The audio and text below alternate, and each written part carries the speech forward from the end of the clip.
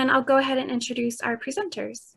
Meg Flynn has worked for the Grand County Public Library for 10 years and has been the assistant director since 2019. She has a master's in library science degree from the University of North Texas, which she completed as part of the 2015-2017 Nevada-Utah cohort.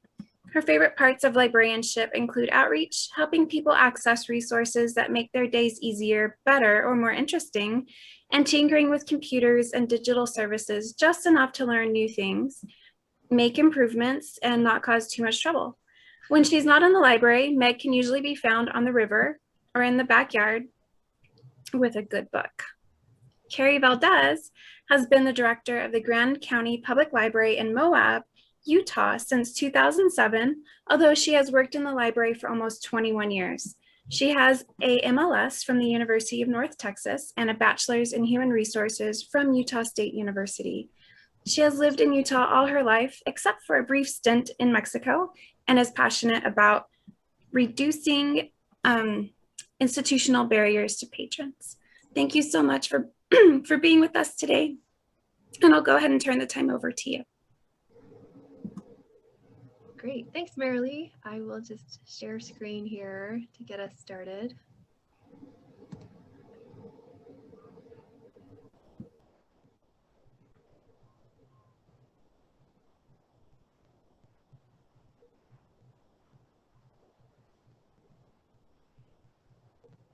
Okay.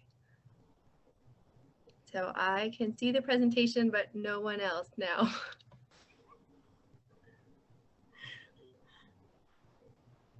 All right, so Meg, go ahead and flip to the next screen. Okay. All right, so Meg's running the slides, and we'll be going back and forth talking about different things. I will be monitoring the chat box, so if we say anything at any time that brings up a burning question for you, feel free to put it in the chat box, and I will respond to you in chat, and then we'll try to address it during the presentation. As you can see, this is just an information slide about the presenters. Cosmo is not here physically with us for this presentation, but as always, he is a major part of everything that happens in the library, including this presentation. So he will show up frequently during this discussion on mobile devices. So as Marilee mentioned, I'm Carrie. I'm the director here at the library. Meg's the assistant director, and Cosmo is the world famous library ambassador. All right, Meg, go ahead. All right, so real quick, what we're going to cover during this presentation, give you a little bit of background about the library, our service area, and ourselves, why we circulate mobile devices, which I honestly believe is the most important part of this presentation. And then we can get into some of the nuts and bolts on the how that we circulate them. Best practices, what we've learned, and we will leave plenty of time for questions because I really think that the best way to have this be useful for everybody is to be able to have dialogue and go back and forth on some of the things that may not be applicable to everybody but are very important in your situation. And as you can see, Cosmo is here on our cases showing how important mobile devices are for the library. All right, Meg, go ahead. All right, so Grand County Public Library, Southeast Utah, gateway to Arches, Canyonlands, and all that fun stuff. The county itself is right around 10,000 people, although we do see, depending on the year and if it's a global pandemic or not, somewhere around 3 million visitors a year in this area. We have one main library here in Moab, and then what is referred to in this slide as a small branch, but really it's more of a twig in Castle Valley. That is a populated area up the river road, has about 300 to 400 people up there in Castle Valley. Our collection size is about 55,000 items. And when we are fully staffed, which we have not been for 18 months, but when we are fully staffed, we're right around 11.5 FTE, full-time equivalencies. And our budget's somewhere between $800,000 and $900,000 a year. So that just gives you a little bit of reference of what our library is like compared to what yours may be. And yeah, go right ahead, Meg. get into the why of it. Why we circulate mobile devices. Our patrons are busy, and to me, this is all about access. At the end of this presentation, we have some quotes from patrons that use our mobile devices. I will forever be sold on the importance of circulating mobile devices after a particular story. This was pre-pandemic, and we had a gentleman that came up to the circulation desk, and we were out there. He had a Chromebook and a hotspot that he had borrowed from us, and was very good about renewing it, bringing it back when he needed to, getting it again. And he was almost in tears as he turned that in. And he said, "I don't need these anymore. I now have my GED." And we started talking to him a little bit. And what he was doing is he had 3 dishwasher, housekeeping in the hotel type of, it's kind of the service industry jobs that are low pay and very prevalent in Moab.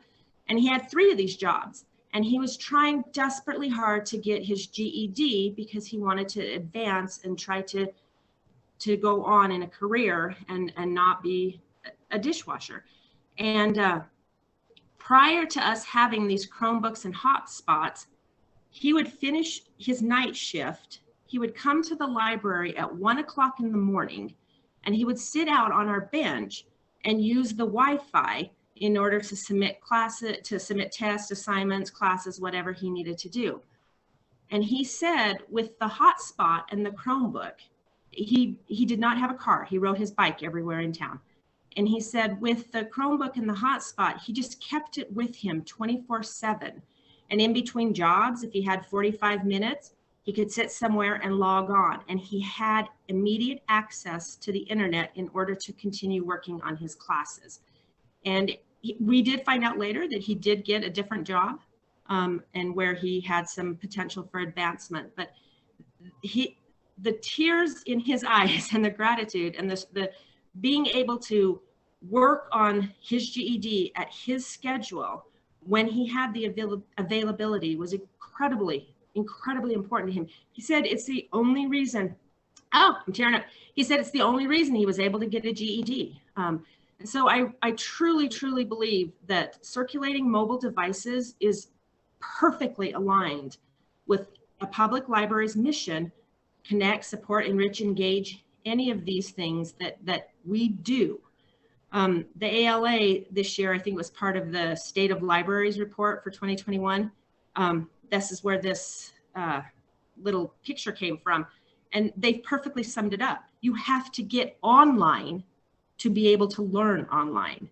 And we were in a perfect situation. We were perfectly situated when the pandemic started, where we could shift into really focusing on these mobile devices when the building was closed to the public, and still have people access these incredibly important information that they needed.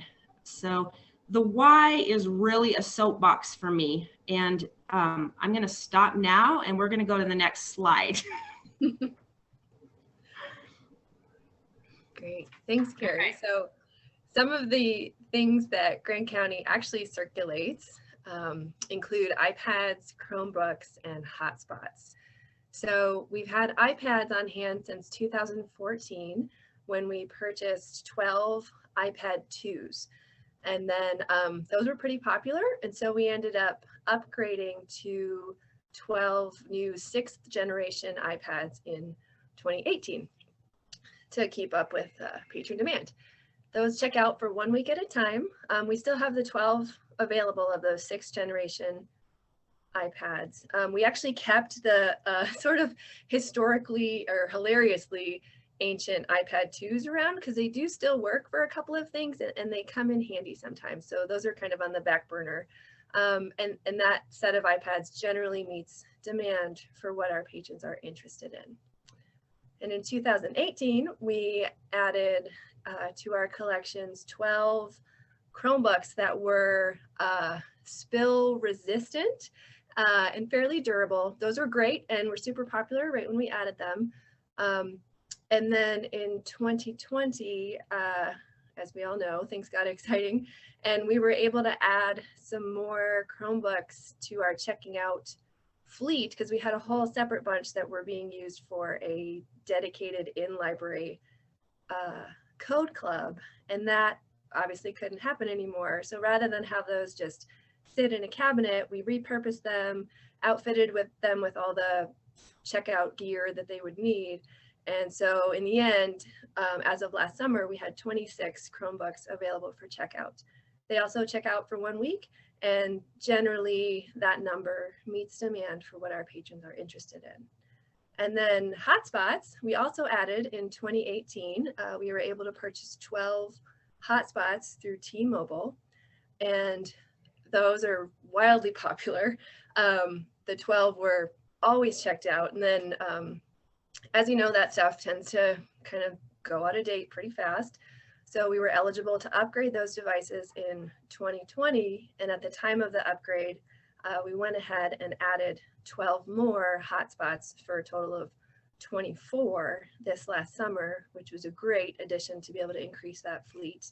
And then some stuff, Carrie will actually talk about this later, but thanks to the Utah State Library, we were able to increase that number even more in the fall of last year, and add 26 more hotspots for a total of 50. They also check out for 1 week at a time, and they are crazy popular. We definitely can't meet demand. There's always a huge wait list for those items. So as far as administering a lot of this stuff and managing it, the whole process there, for iPads, we have one Macintosh computer in the library. And on that computer, there's a free program called Apple Configurator.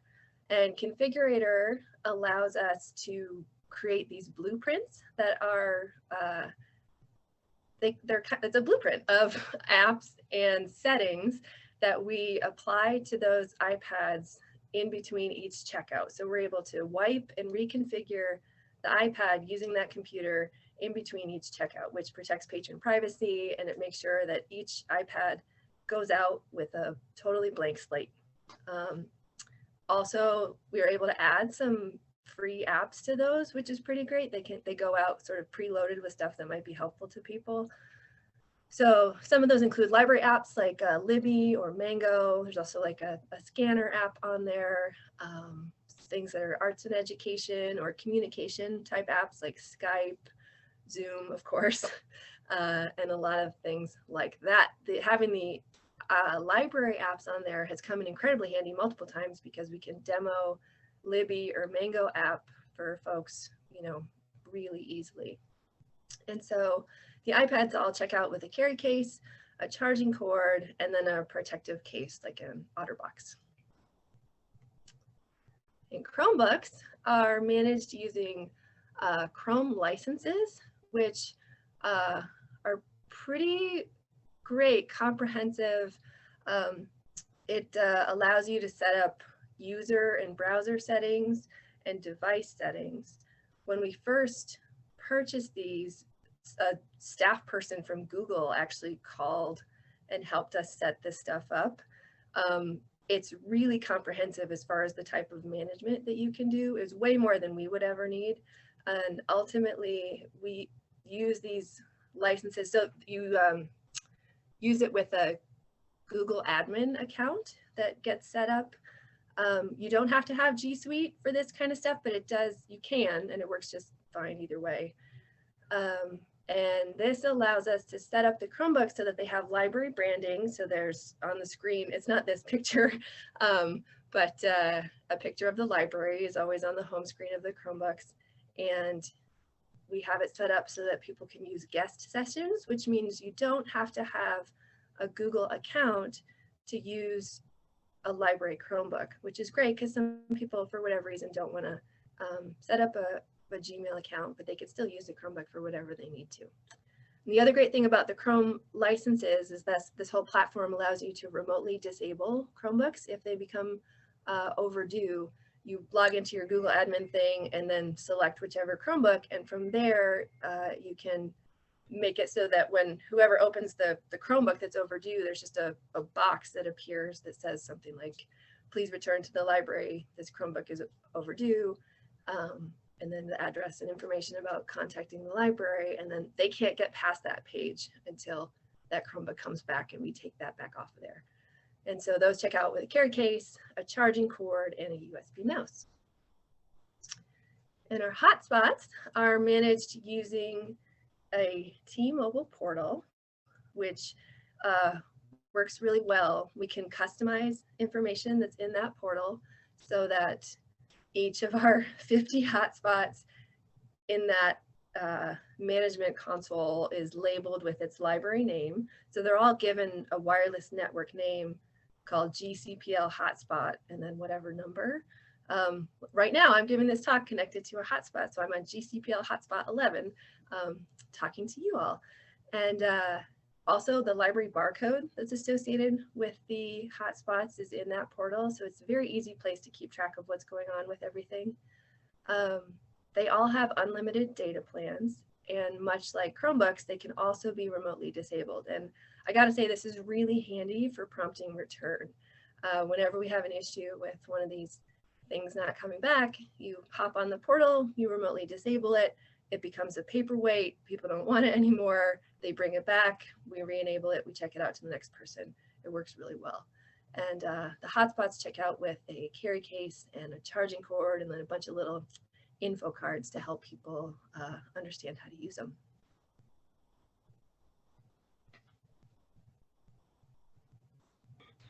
All right, and then as it says, that's great, but how do you pay for it? My simple answer to this is you make it work. We have been successful with grants. We've our original code club for the Chromebooks, and then the original 12 Chromebook with hotspot sets were an LSTA grant that got us going. We've used our CLEF monies for at least the last year, I think maybe even the last 2 years, specifically on the hotspots.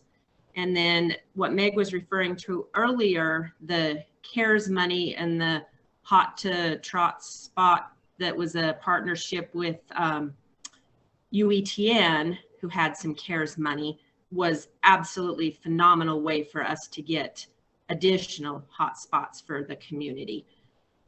With T-Mobile, it is about $30 a month per device for unlimited data.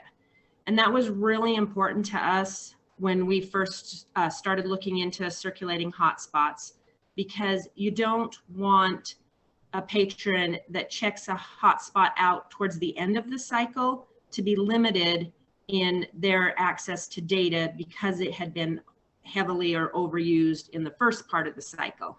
So when we were looking into it, we were really adamant about unlimited data for all of them. The other thing that T-Mobile does for it, well, first of all, T-Mobile was the clear winner in this area because of cost, $30 a month a device for unlimited access, plus the service that is provided here in the area. There are carriers that just don't do well in Moab or in the surrounding area, and T-Mobile had some really great coverage. Verizon had the best, but it was cost prohibitive. They were not at all comparable to what we could get with T-Mobile through the T-Mobile government rep. So T-Mobile is how we went from the very beginning, and we will continue with them. The other thing that happens with T-Mobile, as Meg was discussing, when an item is overdue to the point that we start worrying about it a little, we can shut off the service to the hotspot.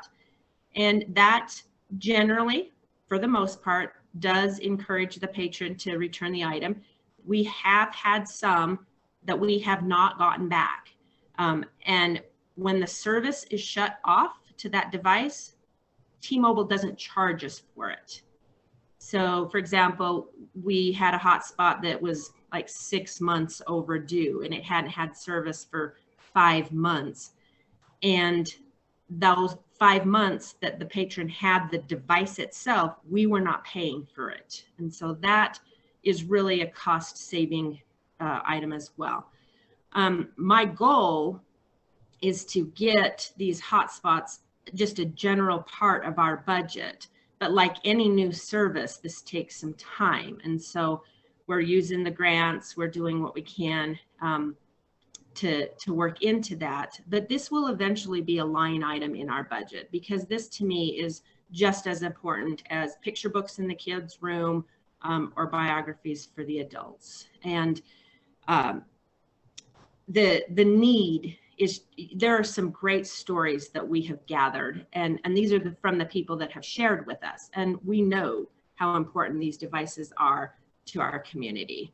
So the answer is you do it, you make it work. All right, Meg, next slide.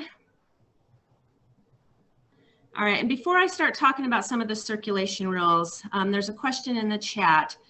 I estimate the staff time needed to manage the devices? And it's from Nina, I think. Let me get back to you on that, because I think we're going to talk about that just a little bit later under kind of the things to consider. We do have some information about staff time. So we will answer that question a little bit later on. So in the beginning, the circulation rules. As with all new services, we were really, really worried about these fellers. We were very concerned that we wouldn't get them back, or that we wouldn't get them back to anybody, we wouldn't get them back in good shape, or whatever the story was. And so we had this legal agreement drawn up that a patron had to come in, and I think at one point we were requiring them to show us their driver's license in addition to their library card. They had to be an adult. They had to have had their card for at least 30 days. It had to be in good standing. They couldn't have any overdue materials. And well, first of all, this created additional time for staff to deal with this. And to be completely honest, Meg, go to the next screen. It made absolutely no difference. When the pandemic hit and people couldn't get into the building, we were done with the agreement forms. We checked these out to folks that literally signed up for a library card that minute and then took a hotspot. We check these out to visitors in the area that do not have a library card if they need access to the internet that is not working here at the library. It's, again, adults, kind of a general rule, but there have been exceptions made.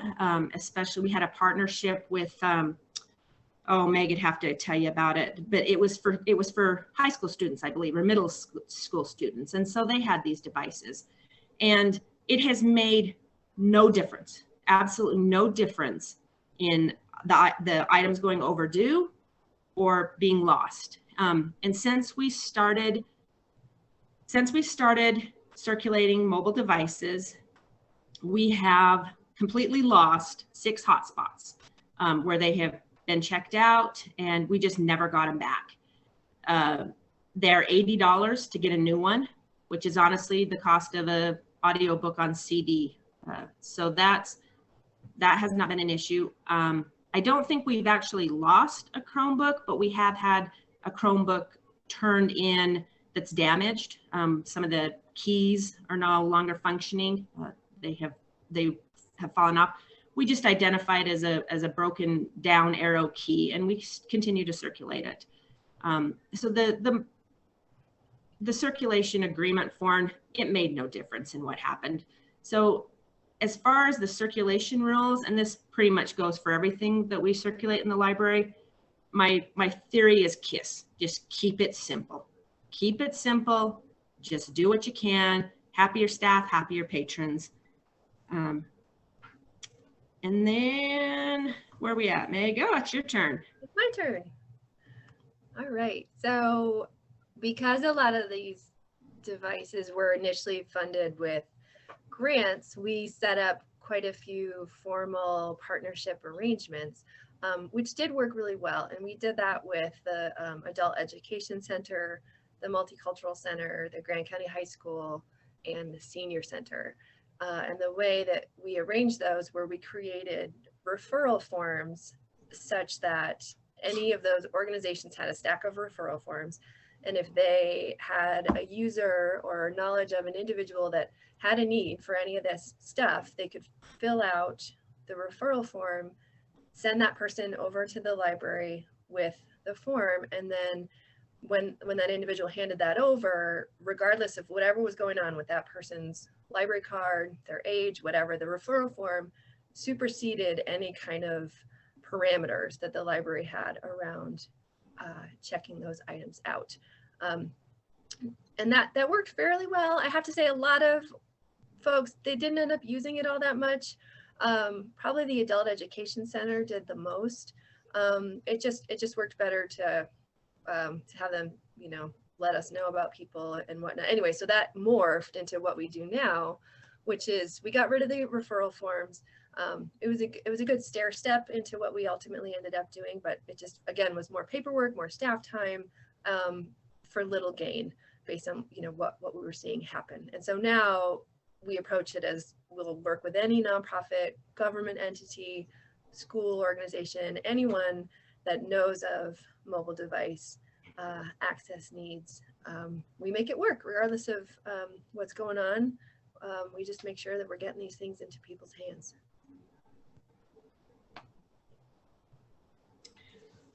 All right, so this is some of the, again, nuts and bolts of things to consider. Space is one of the questions. When you have these devices, you know, where will they be stored and how will you sort them out?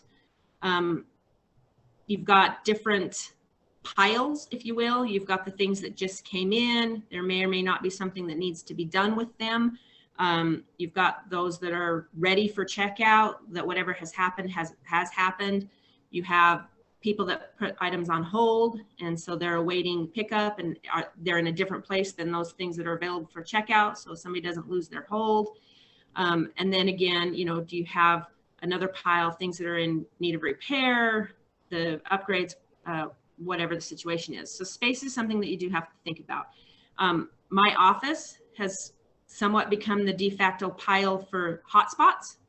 So I've got a table in my office, and it's not like I'm sitting down and having conversations with people right now anyway over that table. So we've got piles of boxes that are labeled with, you know, we've turned the service on and now we're waiting for the service to start again, or this is ready to go. As soon as we have a hold, get it out the door. So the other thing that we've done, especially with the laptops and the iPads, the Chromebooks and the iPads, we have a charging cart out at the information desk that has slots for laptops where you can plug them in and charge them while they're on that cart. And then we have a second charging cart that's in the back room that's more a mobile device type of cart. So we put the iPads, there's slots in the cart that the iPads can sit in and also be charged. The cost is the big one, without a doubt. Getting upfront costs covered is one thing, but there are ongoing costs associated with this. And so, you know, you have to really look at sustainability and try to get an idea of this is what we can do, or this is what we're shooting for, this is what we want. And you just, like I said, you just do what you can to make it work. And within the next couple of years, there will be a line item in my operational budget is my goal. That's what I've been shooting for, where I'm no longer relying upon grants or just these, you know, one-off funding sources, which are awesome, but there are ongoing costs, especially with the hotspots. The staff time, who's going to oversee the entire collection, or will you have different staff members that oversee different areas? For example, I deal primarily with the hotspots right now. That has warped and changed over the time, but I'm mostly dealing with the hotspots. Meg and Jesse do the iPads. I do not know how to sit down at the Macintosh and reconfigure and do the blueprint. You know, and then so different staff members, are you going to cross train? How's it going to work? and then trying to decide what you want to do. Prior to starting any of this, Meg spent a lot of time just researching our options, researching what was going to be best, talking to vendors, talking to, you know, funding sources, talking to other libraries that were doing it and how they did it and what worked for them and what didn't work for them. And we would like to be a source for people if you have questions, you know, specifically after this as well. And then, as with anything, as with somebody that's having problems with an MP3 player or whatever, there's patron training that goes along. Not only with how to use the device, but how the process works of circulating the device. That's another area that takes time. I had somebody ask earlier about, you know, estimate the staff time needed to manage the devices. And that's kind of a complicated question. It depends on how much they're being circulated. The iPads seem to fluctuate where we have kind of a run on them. And then there's other times where we've had plenty of them available for checkout and they're just kind of sitting there on the shelf. If I were to get, Meg, can you have 10 minutes to reconfigure an iPad when it comes in? Mm-hmm. Yeah, that's about right. About 10 minutes. The hotspots take no staff time at all to configure, to get ready for the next checkout, as long as the service hasn't been shut off. If the service has been shut off, then it does require staff time to log into the online portal with T-Mobile, turn the service back on for the device, and then it's not instantaneous. So you have to check it and make sure that it's connecting and everything's working before you put it back out in circulation. So that's a complicated question simply because it depends on how much use of how many devices. That's about the best I can do with that question, honestly.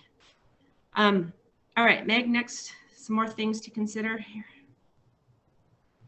Vendors, we talked about this. You know, who can you work with? Who do you want to work with? We were really liking T-Mobile because of the unlimited data plans that we could get through them. And then you've got your local considerations. Are there purchasing policies involved with your city, your county, your library? Can you take advantage of state contracts? The coverage that you have, the customer support has been huge. T-Mobile has great customer service when we call in. We get certain questions get referred to our government rep, and she is sometimes slow to respond. And so there are times when we, like for example, right now we have about 6 hotspots that have broken buttons. So there are older ones that they don't turn on and off correctly. And so we've been working with her. And when I say we, Meg has been working with her, trying to get these replacement devices. And it's taken a while. So we just ended up shutting the service off to those. So we weren't paying for it while they sit in a box to wait to be replaced. So, you know, you do want to try to work with somebody that you can work with. And so that's one of the things to consider. The circulation rules, you know, who can check your devices out? How long can they check them out? What are your rules? A certain type of patron, but not another type of patron. The other thing, late fines, we don't charge late fines on anything, including these devices. Late fines do not work to get materials back. What does work is when you shut them off. If they don't work, they come back. How many of the devices can a patron have at one time? Can they have a Chromebook and a hotspot? Or are you only going to let them have a Chromebook but nothing to connect to the internet with? Can they have 2 hotspots at one time, or can they only have 1? These are things you have to think about, what's going to work best for your community. And then renewals. We have automatic renewals for every item type in the library except for our mobile devices. Because the hotspots are so incredibly popular, there's a hold list there's always a hold for a mobile hotspot. And if there isn't one, we actually create one, because it's, this is one of the things that we learned through this process. when we first turned on automatic renewals, we were letting mobile devices automatically renew, and that kind of trained our patrons that they could keep mobile devices for up to a month, because there's a 1 week checkout, and then we were allowing 3 renewals. And so if there wasn't a hold, and they worked it out in this process of in between another patron needing one and got lucky, whatever, it just turned into a little bit more of a having to deal with it constantly. And so it's a 1 week checkout, and there are no renewals on it. We just, you get them for a week, and then you have to bring it back, and then you can get another hold. And usually we can get them one within the next day, possibly 2 days, which goes into supply and demand. You know, how many of these things does it take to address your needs? How much free Wi-Fi is there available in your community, and is it convenient? What are the hours? And, you know, I'm assuming most libraries have Wi-Fi at their library, and then, you know, then you're requiring that people come to the library to use the Wi-Fi, and this is a way for them to have internet access not at the library. And then your likely loss rate. Like I said, over the years, we have lost 6 devices in total, 6 mobile hotspots in total. And $80 to get a new device, it's certainly not the end of the world for us. But these are all things that you really need to think about and make sure it's going to work with your community and with your library.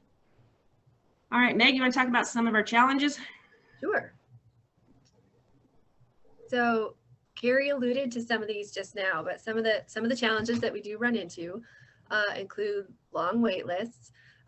With hotspots lately anyway, that tends to be pretty darn consistent. And so like Carrie was just saying, we try to manage it a little bit just to ultimately promote some equity of access, because what frequently happens is someone will check one out and then they immediately get on the holds list. And then say another person, you know, finds out about it, adds themselves to the hold list. They don't have one checked out. And so we sometimes massage the hold list to try to spread out access to those things as equitably as possible. And with Chromebooks and iPads, it tends to come in waves. Much like, again, Carrie was saying earlier, that sometimes there's a whole bunch available, and other times, for whatever reason, they're just all out, checked out. I think I blame word of mouth type stuff that happens, or events that are going on. But the long wait list is something that you deal with. Also, ensuring that devices return with all the parts that they went out with. This is both patrons and staff training, making sure that when staff are handling returns, they know what to look for and determine if anything is missing. I gotta say, we get some of the weirdest stuff back in these cases, like, and the carrying cases often have a bunch of pockets, and so it's a matter of checking all the different pockets. And of course, you know, all of these gadgets have tons of library flair, like all over them. There's Grand County Library stickers and tags and all kinds of stuff.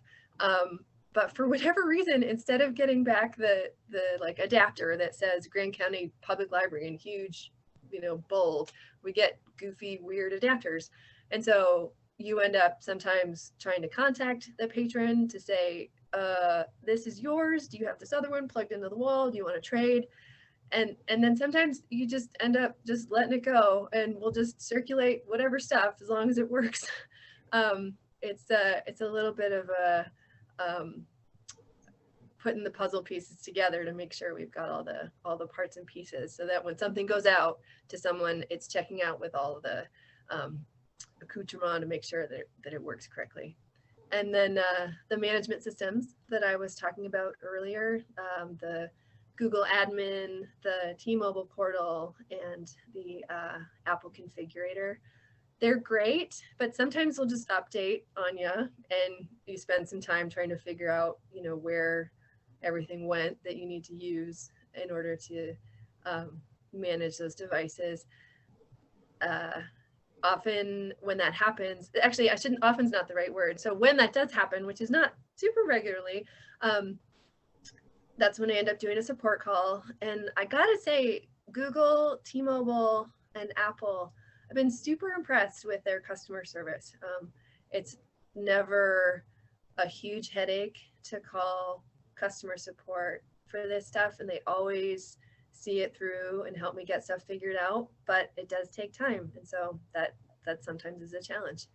And then lastly, just making sure you're keeping everything updated and functional. It's just part of the deal with mobile devices that these things have a shelf life. Like right now, my own phone is not working really well, and I'm totally dragging my feet updating it because I just kind of don't want to. And it's a little bit more to deal with. And so with these library devices, similarly, you're just making sure that things are working, they're functional, and you're figuring out maybe there's a window of time when an upgrade or update would be free or cost less, and just making sure you're keeping up with all of that. But despite all of that, I can't say enough how much this stuff is just amazing. Like, so much about circulating mobile devices is it's just fabulous. I mean, yeah, I can't say enough good things about it. Patrons are so happy. It's just gold.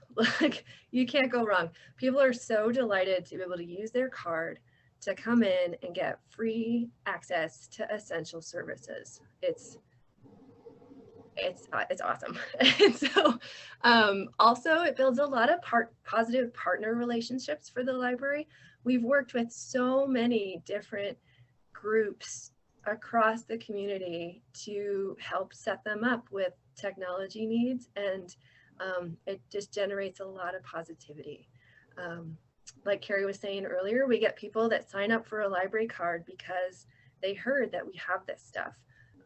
Word of mouth about these is really powerful, and so people come in because they know they could get access to this stuff that they need or they want to use. And so, you know, you get that person in the door because you've got mobile devices, and then all of a sudden they're learning about, you know, the other materials we have. They're getting to know the staff, they're learning about our programs, and we're just building a lot of positivity in our town. And then lastly, I just want to really talk about how much having this stuff when the world went sideways last year really set us up to be able to quickly pivot and adapt to a situation that we never saw coming.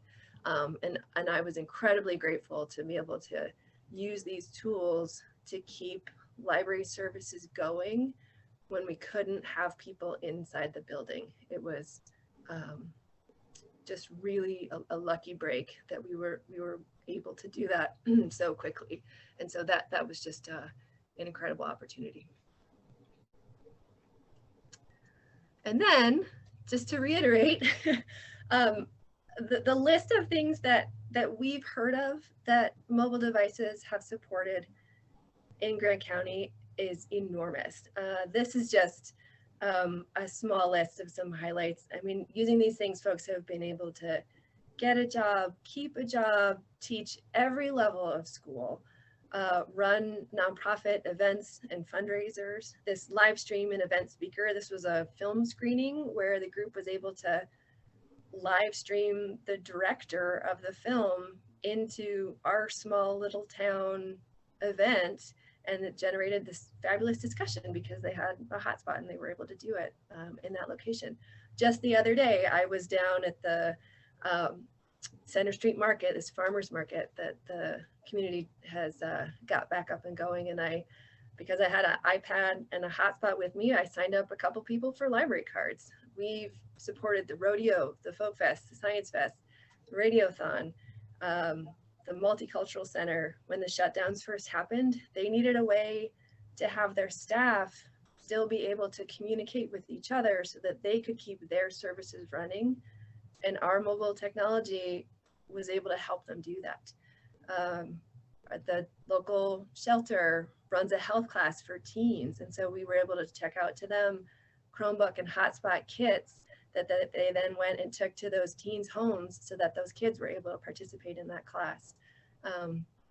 It's just endless education, opportunity. It's essential stuff. And so invite everyone to imagine what you might be able to do in your community with this same type of stuff. And with that, curious if you're all still with us, if there's questions out there.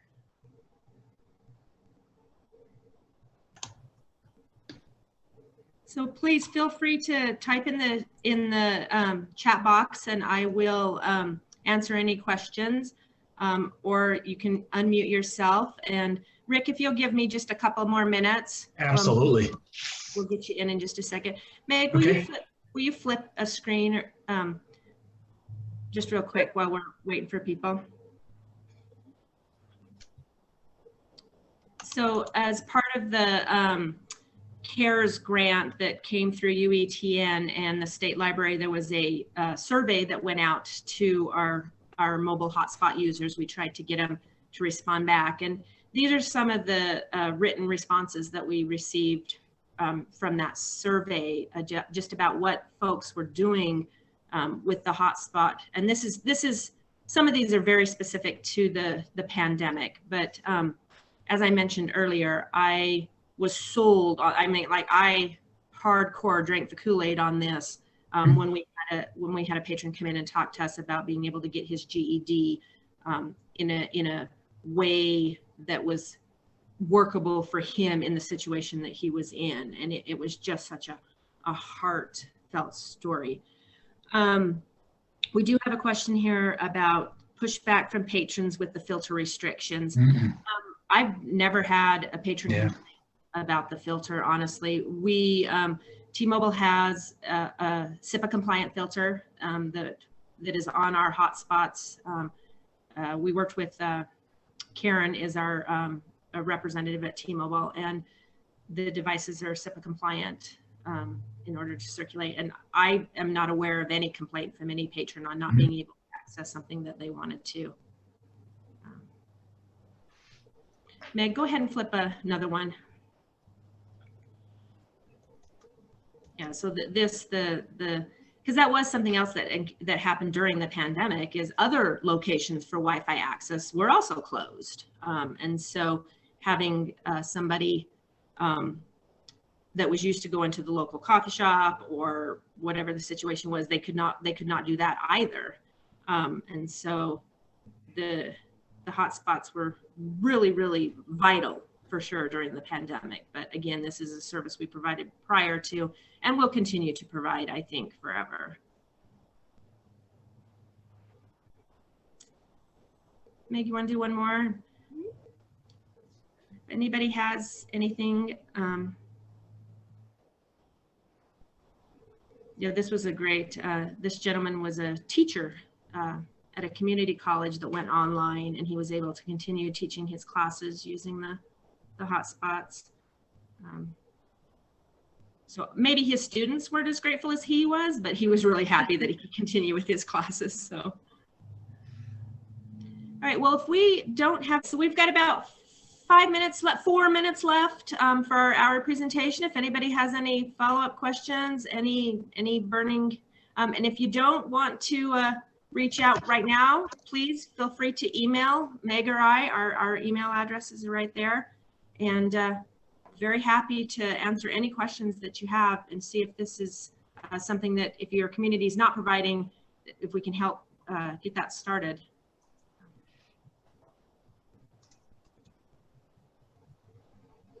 All right.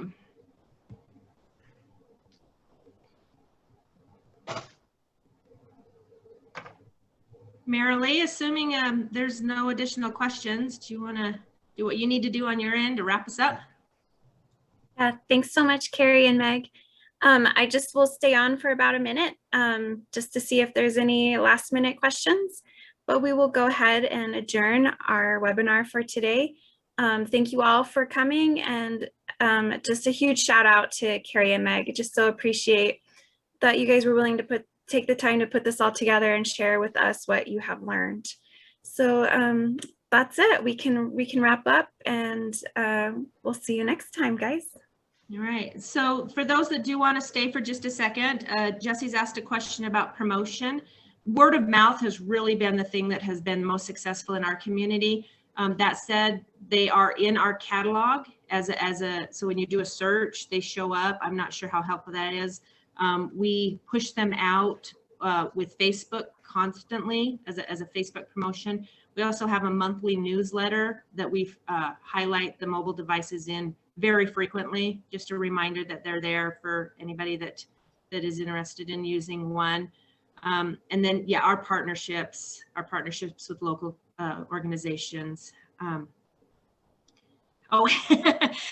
Sidebar, question about the library cat, which we're also very excited to talk about. We'll talk about Cosmo all you want.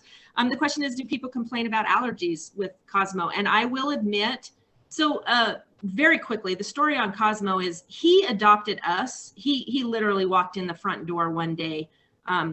Actually, he walked into the children's room door is what he did. And I was hesitant as the director, very hesitant to have the cat actually in the building, and insisted we keep him outside. As soon as the doors would open, he'd dart his way in. He wanted to be in the building.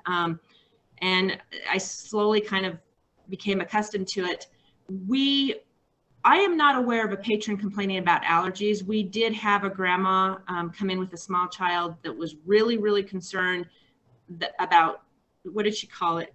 That song, Cat Scratch Fever. She was really worried about some sort of disease that Cosmo could give her child. And so we just picked the cat up and locked him in a back room until she left. And honestly, to best of my recollection, I did have a German couple one time ask if we circulated the cat,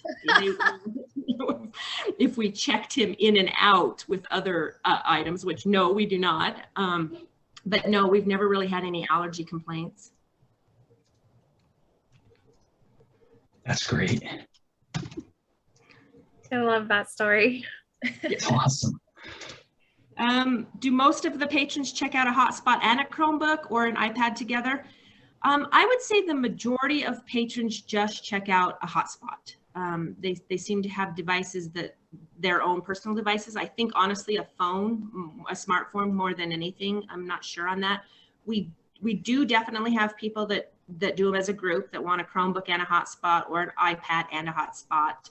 And usually with our partners, it tends to be a set, a Chromebook and a hotspot, or a hotspot and 3 Chromebooks or something like that. But for generally speaking with our patrons, it is mostly a hotspot.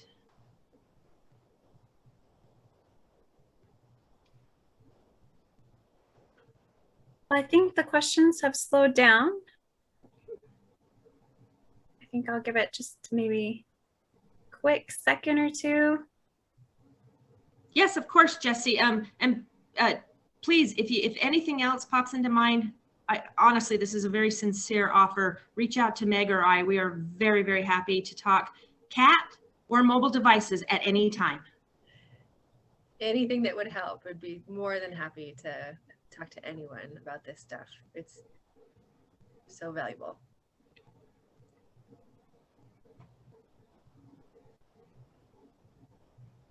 Okay, I think that we're good. It is 11:01, so I am going to go ahead and stop recording. And I think that we're good to end our session. All right.